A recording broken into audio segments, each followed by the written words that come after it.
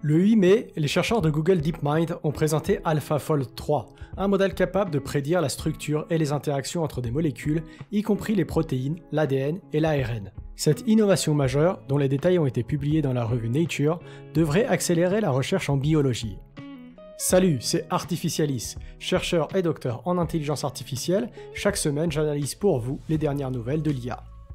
AlphaFold 3 est la dernière version des modèles AlphaFold précédents développés par Google DeepMind qui vise à résoudre le problème de la prédiction de la structure tridimensionnelle d'une protéine à partir de sa structure en acide aminé.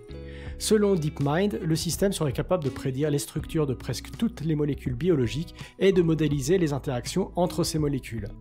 Cette capacité représente une avancée majeure car c'est la première fois qu'un seul système est capable de prédire les interactions entre presque tous les types de molécules avec une telle performance.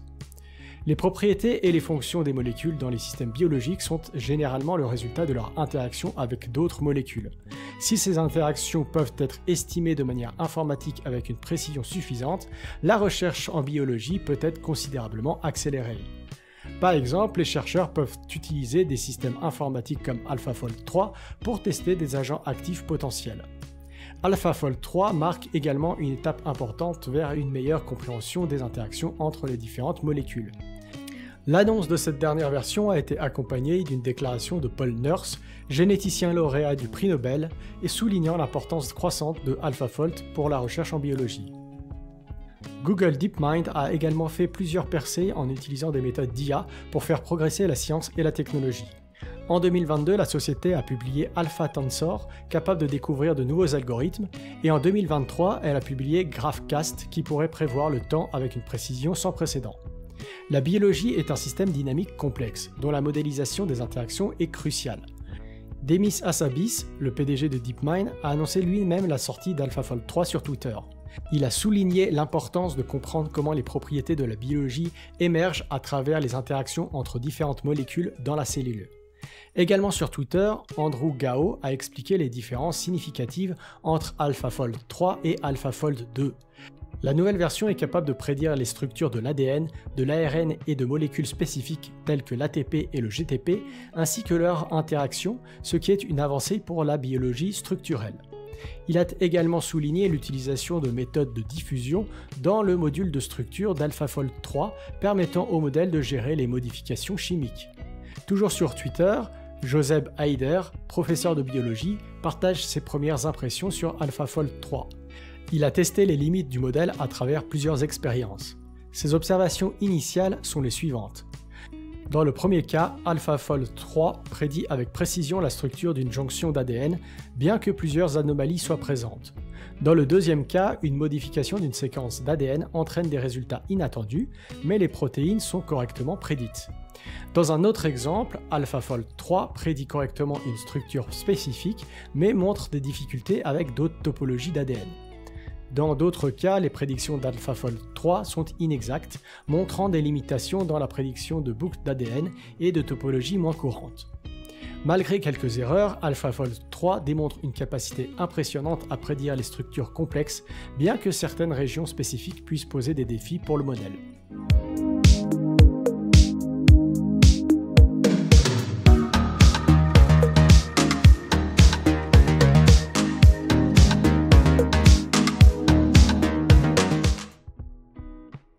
Le XLSTM, une extension du LSTM, Long Short Term Memory, a été introduit sur Twitter et dans un article scientifique par l'un des auteurs originaux du LSTM.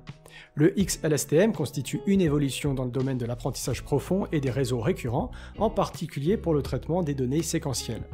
Conçu pour améliorer les capacités du LSTM, célèbre pour sa capacité à capturer les dépendances à long terme dans les séquences de données, le XLSTM introduit des innovations significatives qui repoussent les limites de la modélisation du langage et d'autres tâches liées au traitement séquentiel.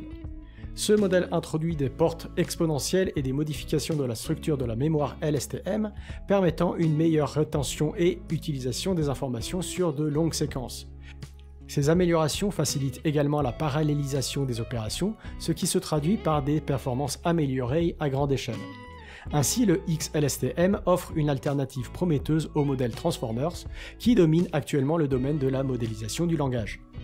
Les réactions positives sur les réseaux sociaux, notamment sur Twitter, témoignent d'un vif intérêt pour le XLSTM et pour son potentiel à rivaliser avec les modèles Transformers.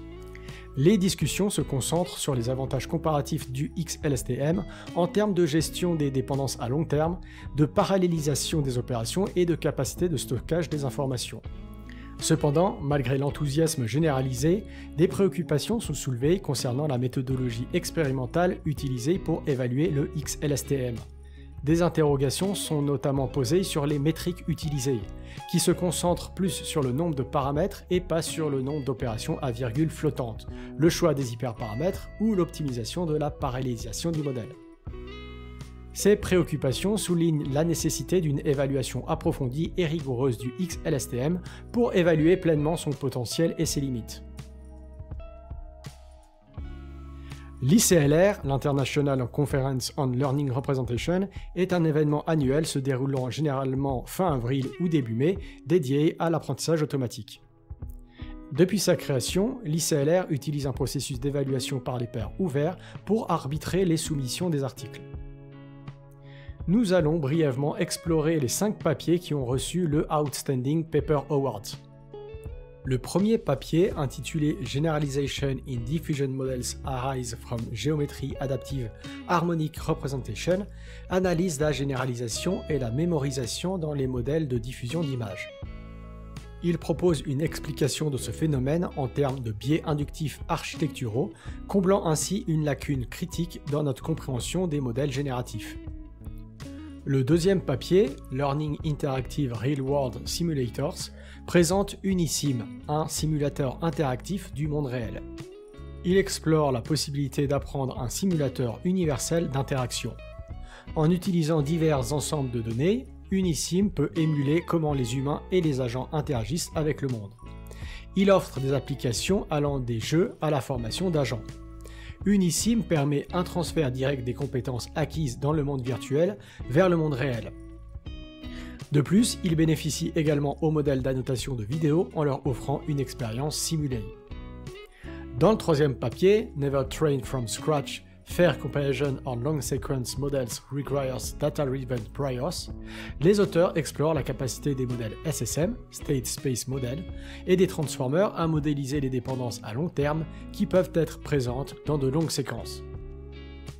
Le quatrième papier, Protein Discovery with Discrete Walk Jump Sampling, aborde les défis de l'entraînement et de l'échantillonnage d'un modèle génératif discret basé sur l'apprentissage d'une fonction d'énergie. Cette approche permet d'atteindre des taux élevés de réussite dans la génération d'anticorps avec une amélioration significative de l'affinité de liaison par rapport au modèle précédent. De plus, une exploration efficace des différentes classes de protéines d'anticorps est obtenue grâce à l'utilisation de la méthode de Monte-Carlo par chaîne de Markov. Enfin, le cinquième et dernier papier, Vision Transformers Did Registers, identifie des artefacts dans les cartes de représentation des Transformers et propose une solution utilisant des jetons de registres supplémentaires pour améliorer les performances du modèle sur diverses tâches. IBM a récemment lancé une famille de LLM spécialisés dans le code appelée Granite.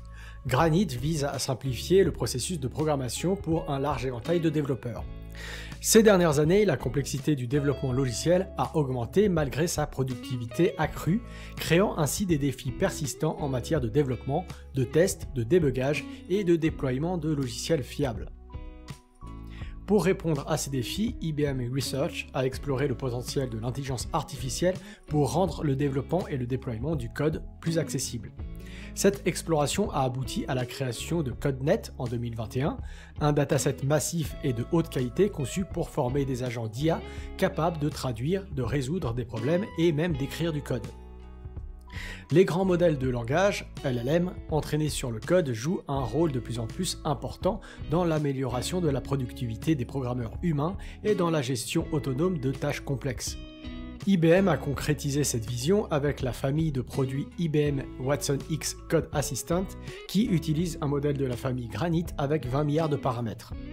Dans le cadre de cette initiative, IBM a publié en open source 4 versions de son modèle de code Granite, offrant ainsi une série de modèles pour différentes tâches de développement.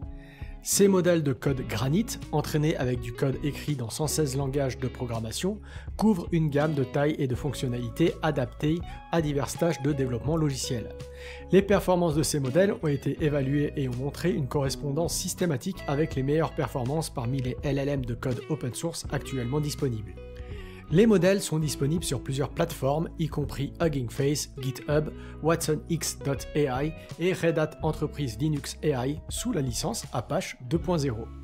Une bonne nouvelle pour l'IA libre qui peut donc compter sur un modèle supplémentaire publié sous une licence libre. En plus de modèles de base, IBM a également publié des modèles de code Granite Instruct qui ont été fine-tunés à l'aide d'instructions. La création de descriptions d'images précises pour l'entraînement de modèles multimodaux utilisant la vision et le langage reste un défi majeur, en raison de la faible qualité des données existantes. Pour remédier à cela, Google a introduit Image in Words. Image in Words propose une procédure d'annotation Human in the Loop qui permet de créer des descriptions d'images hyper détaillées ainsi qu'un dataset construit grâce à cette procédure. Les chercheurs de Google ont validé leur approche par des évaluations se concentrant sur la qualité du dataset et son utilité pour augmenter les performances de modèles de génération et de LLM. Les évaluations montrent des améliorations significatives par rapport à d'autres datasets, tant sur des métriques automatisées que sur des évaluations humaines. C'est tout pour cette semaine, merci d'avoir suivi cette vidéo jusqu'au bout. Moi je vous dis à la semaine prochaine pour de nouvelles aventures dans le monde de l'intelligence artificielle. N'oubliez pas de vous abonner à la chaîne et d'activer la cloche. En attendant, prenez soin de vous. Bonne semaine.